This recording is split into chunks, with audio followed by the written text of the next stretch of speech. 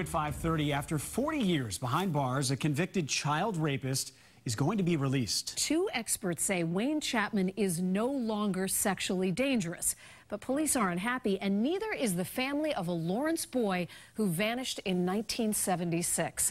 Chapman is a person of interest in his death, and as WBZ's Christina Hager shows us, Andy Puglisi's relatives say Chapman should never go free. If we have a chance to save another child, then we need to. Billy Sharn's 10-year-old nephew, Andy Puglisi, vanished from Lawrence in 1976.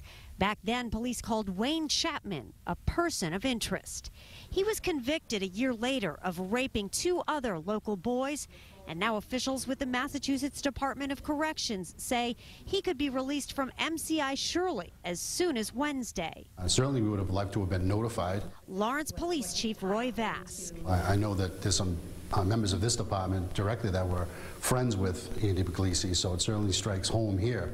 When Chapman finished his 30-year sentence, prosecutors fought to keep him locked up as a sexually dangerous person.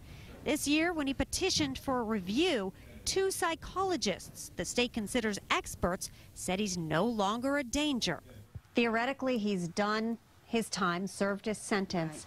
What makes you so sure that he might do this again? What makes anybody think that he's not going to pick that right up and do it again? State officials say Chapman is not on probation, so there will be no conditions with his release, no GPS monitoring. He will have to list his new address with the sex offender registry.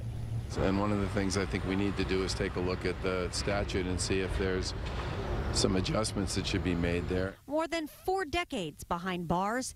As far as Andy Puglisi's family is concerned, that's where Chapman should stay for life.